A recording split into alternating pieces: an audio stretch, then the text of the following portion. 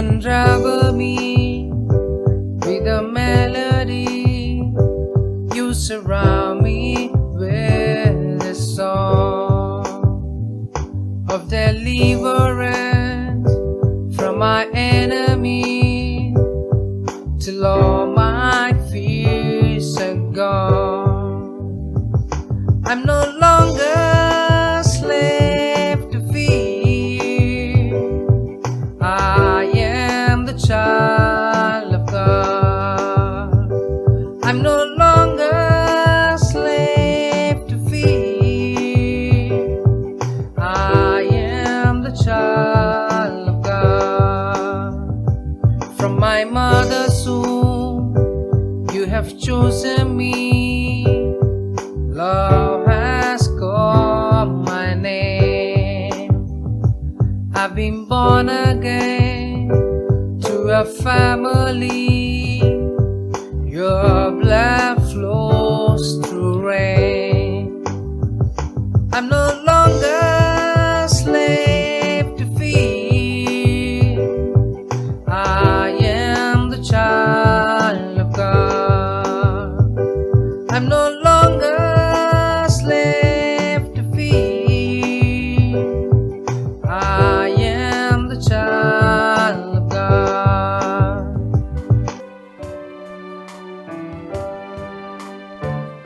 మత్తయి సువార్త 15వ అధ్యాయం పోదాం. 15, 12 మత్తయి సువార్త. అంతటా ఆయన శిష్యులు వచ్చి, ఎందుకు శిష్యులు వచ్చారంటే ఒక విషయం జరిగింది. ఏం విషయం జరిగింది అది అర్థం కావాలి. 10వ వచనం చూద్దాం. 10వ వచనం చూస్తే ఎందుకు శిష్యులు వచ్చారో యేసు ప్రభు దగ్గరికి అర్థమైంది. జన సమూహములను పిలిచి మీరు విని గ్రహించుడి. సూపర్. ఆ కాలంలో పాస్టర్లు ఎవరు, బోధించే వాళ్ళు ఎవరు? పరిసయ్యులు. ఈ పరిసయ్యులు బోధిస్తారు. ఈ పరిసయ్యులు ఏం బోధిస్తారు? లోపలికి పోయేది అపవిత్రపరుస్తని బల్ల గుద్ది, అది తినొద్దు, అది తాగొద్దు, అది ముట్టుకోవద్దు, ఎన్నో రూల్స్ పెట్టిన వాళ్ళు. ఇది కథ. కాబట్టి వాళ్ళు నోట్లోకి వెళ్ళేది అపవిత్రపరుస్తుందని బోధించారు. అప్పటి వరకు ప్రజలు నమ్మారు. ఇప్పుడు యేసుక్రీస్తు ఏమంటున్నాడు? నోట్లోకి వెళ్ళేది అపవిత్రపరచదు, కానీ నోట నుంచి వచ్చేది అపవిత్రపరుస్తుందని చెప్పినందుకు పాపం వాళ్ళు హర్ట్ అయినారంట. చాలా పాపము నొచ్చుకున్నారంట, గాయపడ్డారంట. ఏమి మా బోధను వ్యతిరేకించి మాట్లాడుతున్నాడే, వడ్రంగి కుమారుడు, ఈయన కొత్తగా బోధిస్తున్నాడే అని వాళ్ళ బోధకు వ్యతిరేకమయ్యేటప్పటికి వాళ్ళు విమర్శిస్తున్నారు. 12 చూడండి. ఇప్పుడు అంతటా ఆయన శిష్యులు వచ్చి, పరిసయ్యులు ఆ మాట విని అభ్యంతరపడురని నీకు తెలియనా అని ఆయనను అడిగినారు. అప్పుడు యేసుప్రభు ఎంత సూపర్ మాట్లాడతాడో, నిజంగా యేసుప్రభు దగ్గరే నేర్చుకోవాలా మాటలకు సమాధానం ఇచ్చేది. 13 చూడండి. ఆయన పరలోకమందున నా తండ్రి నాటని ప్రతి మొక్కయు పెళ్ళగించబడును. అంటే దేవునికి ఇష్టం లేని మనుషులు, ఇష్టం లేని పద్ధతులని నాశనం అయిపోతాయని చెప్పాడు. 13వ వచనానికి ట్రాన్స్లేషన్. వాళ్ళు పోతారు, వాళ్ళు చెప్పే బోధలు కూడా గాలి కొట్టుకోపోతాయి. అవంత తప్పు. నేను నిజమైన బోధ చేస్తున్నా, నేను దేవుని సంగతులు చెప్తున్నా, దేవుని పద్ధతులు చెప్తున్నా. కాబట్టి దేవుని పద్ధతి ప్రకారము మనిషి ఎట్లా అపవిత్రపరచబడతాడు? తింటే కాదు, తాగితే కాదు, ఎట్లా? మాట మాట్లాడితే. కాబట్టి మాటలతో జాగ్రత్త అని ప్రభు వారు చెప్పినారు. అయితే వీళ్ళు మాటలు పక్కన పెట్టేసినారు. తినేది, తాగేది, వేసుకునేది చాలా ముఖ్యమైంది. ఆ మాట చెప్పి వదిలేసింటే పర్వాలే. యేసు ఎట్లంటే సత్యాన్ని చెప్పటంలో ఆయన ఎక్కడ కాంప్రమైజ్ కాడు, రాజీ పడడు. అట్లా మాట్లాడుతూ ఎంత ముందుకు పోతున్నాడు చూడండి. 14 చూడండి. వారి జోలికి పోకుడి, వారు గ్రుడ్డివారైంది, గ్రుడ్డి వారికి త్రోవ చూపువారు. గ్రుడ్డివాడు గ్రుడ్డివానికి త్రోవ చూపినలా వారిద్దరూ గుంటలో పడుదురు కదా అన్నాను.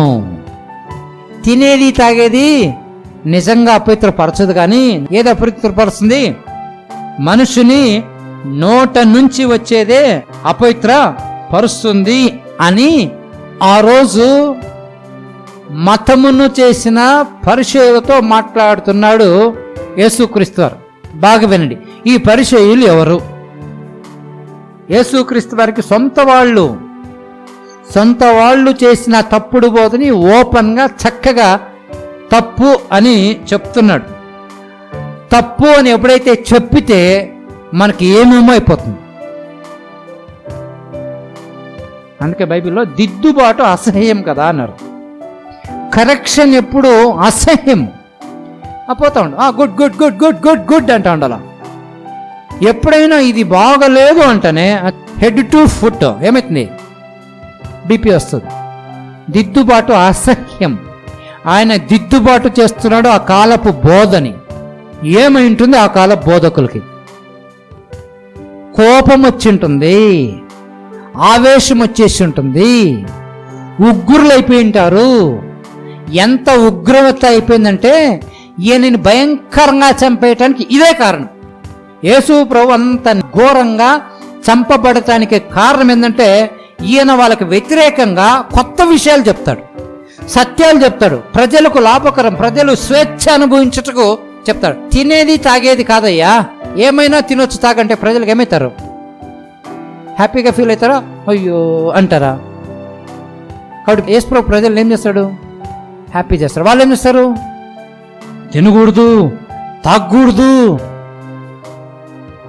ఇబ్బందిగా ఉన్న మతములో కూరకపోయిన యూదా మతస్థులు పరిసయ్యుల బోధను పొగడటానికి సంతోషపడేవాళ్ళు. వాళ్ళు చెప్పిందే వేదం అన్నమాట. అయితే ఇప్పుడు వాళ్ళది వేదము కాదని యేసు ప్రభు చెప్పే మాటలు విచిత్రంగా కొత్తగా ఉన్నాయి. ఇవి స్వాతంత్రాన్ని ఇస్తున్నాయి కాబట్టి ప్రజలు గుంపులు గుంపులుగా ఈయన దగ్గరికి వచ్చేవాళ్ళు. ఎందుకంటే యేసు ప్రభు బోధ సునాయాసంగా ఉంది.